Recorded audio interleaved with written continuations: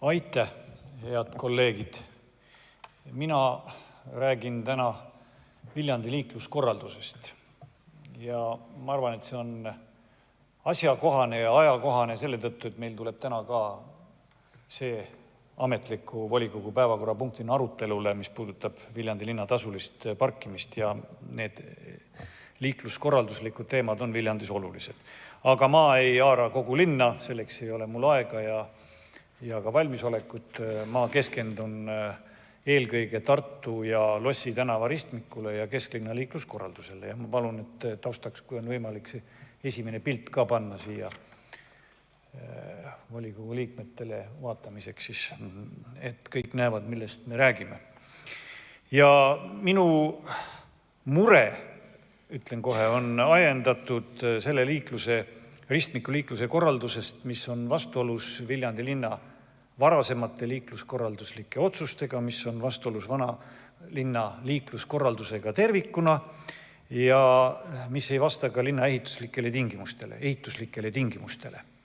Ma olen siin ka varem volikogus kriitiliselt sellel teemal küsinud, aga ma nüüd argumenteerin, miks ma nii väidan, et see nii on. Ja minu arvates, mida rutem me selle ümber korraldame ja selle niinimetatud ohutussaare, mis tegelikult on ohtlikkuse saar, sealt ära likvideerime, seda parem see olukord saab olema.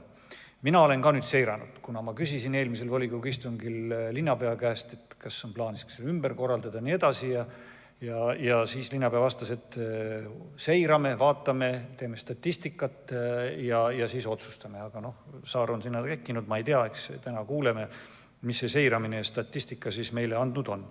Aga mina olen nii-öelda ka koha peal visuaalselt jälginud seda ja ma sattusin ühele sellisele juhtumile peale. Kirjendan teile siis, kus Tartu tänavat mööda Altjärve äärest tuli sõida auto, mille roolis oli naisterahvas sinna ristmikule ja hotelli eest sõitis välja buss, turistidega buss.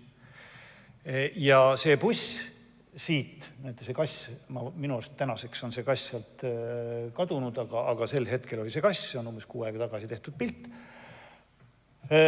See buss ei olnud loomulikult võimeline seda nurka välja siit keerama. Ja nii nagu linnapea soovitas, et suuremad liiklusvahendid võivad üle ohutussaare sõita, siis see bussil ei olnud ka võimalik, sest vaadake, liiklusmärk on seal ohutussaare peal. Seda märki ei saa maha sõita. Nii et ta ei olnud võimeline liikluseeskirjade kohaselt seda ristmikku otse ületama. Ja siis ta sõitis vastassuunavööndist, sealt niimoodi väikse nurgaga üle selle ohutussaarekese, et sõita vastassuunavööndist loomulikult liikluseeskirja rikkades, ja selle daami juhitava sõiduauto taha tuli veel teine auto. Need 2 sõiduautot tagurdasid sealt tagasi ja buss sai siis ristmikku ületada. See on üks näide sellest korralduslikust olukorrast, mis praegu on tekkinud, mis on visuaalselt olemas. Teine näide.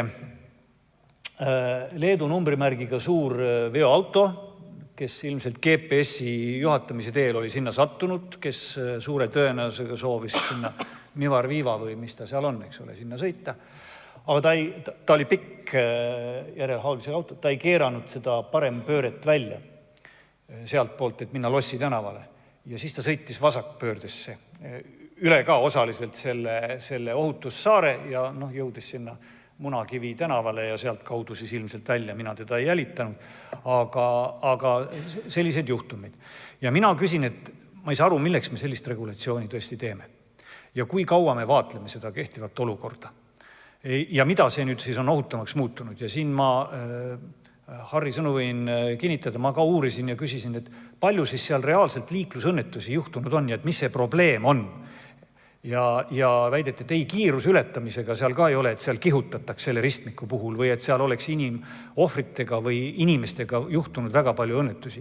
Ja ennetades Helmuti küsimust, siis ma ütlen nii palju, et loomulikult eelkõige tuleb neid ületuskohti ja ristmikke ümber korraldada, kus on neid õnnetusi juhtunud, mitte neid, kus ei ole.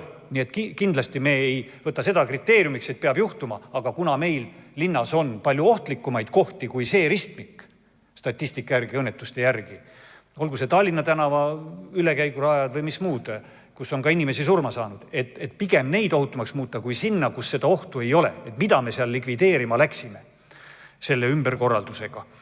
Ei ole väga mõistlik ja talihooldust ilmselt ei ole ka seal nüüd lihtsam teha pärast seda ja mis on olnud küll probleemiks, seal on olnud, nagu ma aru sain, neid pleki mõlkimisi küll. Aga need on tulnud eelkõige sellest, et seal on olnud suhteliselt kitsas ja eelkõige talvel. Kui on lumi seal, ei ole ära viidud ja nii edasi, siis on tulnud. Aga see ohutussaar seda probleemi lahendavaid teeb selle pigem veel keerulisemaks. Talihoolduse ja selle kitsusest tuleneva nii-öelda pleki mõlkimise. Nüüd liikluse hajutamise asemel, mis enne oli, et kes tulid Tartu mäest ülesse, osad keerasid paremale, läksid Posti tänavale, osad läksid vasakule, eks ole, Munakivi tee. Ma saan aru, Munakivi tee on probleemi, et seal kiirust ei ületata, aga see liiklus hajus. Nüüd ta on suunatud kõik kompaktselt Posti tänavale, kes sealt tulevad. Posti tänav on meil ka parkimisega kinni seal väga paljuski, seal on keeruline liikuda. Ja ütleme, tipptunni ajal teha sealt pärast vasakpööret Tallinna maanteel või Tallinna tänavale on väga keeruline. Me lõime sinna uue punni. See ei olnud väga mõistlik. Ja ma tuletan meelde, et kui me praegu soovime sellest ristmikust, et vanalinnast liiklust võimalikult välja viia, ja iseenesest ega see eesmärk on üllas, miks ka mitte, teeme teda jalakäijate tänavaks, paneme liiklust kinni ja nii edasi, mida me teeme muidugi mitte väga läbimõeldult tihtipeale. Aga ma tuletan meelde, kes on siin eelmises koosseisus volikogus olnud ja millega linnavalitsus põhjendas liiklus ümberkorraldust vanalinnas. Varasemalt oli Tartu tänava liiklus teistpidi. Alt ülesse. Ja siis me tegime just nimelt selle tänava nii-öelda transiittänavaks. Et see on kõige otsem tee alla järve äärte, et tuled Tallinna tänavalt, Uue tänavalt sisse, tuled Tallinna tänavalt või teiselt poolt Mänimäelt, tuled ja et kõik hakkavad Tartu tänavast otse alla minema. Me tegimegi selle selliseks tuiksooneks, et see on hea mugav sinna alla minna, kõige otsem tee hotelli ette ja sealt edasi järve äärte. Ja nüüd me teeme, et kuidas viia liiklus sealt välja. Aga hotelli me ära ei vii, sinna peavad bussid juurde saama, see ongi linna ehituslikult tehtud ja korraldatud. Et sellest ei pääse. Ja selle tõttu ma väidan, et see on meie varasemate nii-öelda plaanide otsustega vastuolus, see on linna üldise liikluskorraldusega vanalinnas vastuolus ja terve mõistusega vastuolus ja ohutust me ka sellega ei suurendanud. Aga kulutusi küll, et me need kulutused tegime. Ja ka alt järve äärest või sealt Tartu poolt tulijad ei pääse nüüd kesklinna parklasse. Eks neid patustajaid on kindlasti, et kui sa näed seal, et sul on 10 meetri kaugusel parkla, sa kibeled seda liikluseeskirja rikkuma, et sinna minna, et mitte terve ümber kvartali sõita, mis ei ole keskkonnasõbralik, ei ole ka ohutum, et siis Posti tänava kaudu, Tallinna tänava kaudu, Tartu tänava kaudu ringiga tulla sinna tagasi. Et see ei ole ka kõige mõistlikum liikluskorraldus ja ma tuletan meelde, et individuaaltranspordiga saab ainult Viljandi järve äärte, kes Viljandi linna liikluskorraldust teab. Ühistransporti sinna ei käi. Nii et paratamatult see seatud eesmärk minu arvates on suhteliselt eluvõõras. Ja seetõttu ma kutsun üles küll volikogu liikmeid tõsiselt mõtlema ja heas mõttes julgustama linnavalitsust ja liikluskomisjoni, kes iganes neid otsuseid on teinud, et see eksperiment ei ole õnnestunud selle ohutussaare, niinimetatud ohutussaare sealt likvideerima, taastama vana olukorra, leppima sellega, mis on ja mõtlema terviklikult kogu seda linna liikluskorraldust välja. Võib-olla seal on mingeid lahendusi, kuidas me saame kesklinnas liiklust vähendada, kui see on vajalik, aga see on küll praegu väga kunstlik ja ebaõnnestunud lahendus. Ja lõpetuseks ma tahan öelda, et meil kõigil, kes me linnades liiklust korraldame ja kes me oleme linnade elanikud, antud juhul siis Viljandi linna elanikud, ärgem mõelgem linna elu korraldades ja nüüd mõtlen eelkõige liiklust korraldades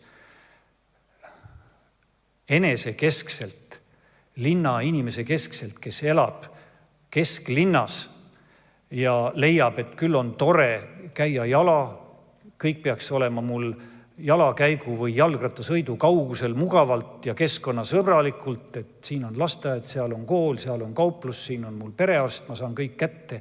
Linn on regiooni keskus, kuhu käiakse kogu maakonnast ja kaugemaltki ja mõned peavad käima igapäevaselt ja väga olulisi avalikke teenuseid kätte saamas, olgu nad perearsti juures. Kõpus ei ole perearsti, Kõpu inimene tuleb linna. Kui ta ei tule ühistranspordiga, tihtipeale tuuakse ikkagi need inimesed individuaaltranspordile kindla kellaaega, ta ei tule 3 tundi varem ühistranspordiga siia. Ja ta ei tule nii, et jalgratas on katusel, sõidab Männimäele, pargib selle auto linna serva, siis võtab jalgratta, sõidab mööda jalgrattateed kesklinna perearsti juurde ja pärast tagasi.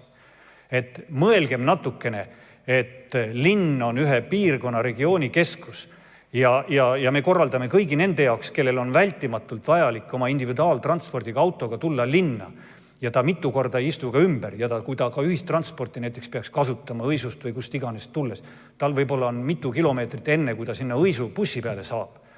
Et see ühistransport ei ole võluvits hajaasustusega piirkonnas ja me ei tohi jääda ainult oma filosoofiaga linna keskseks ja linna inimese keskseks. Et linn on siiski midagi enamat. Nii et aitäh kuulamast. See oli mul lihtsalt sõnum, ega ma väga ei ootagi ju vastuseid. Suur tänu.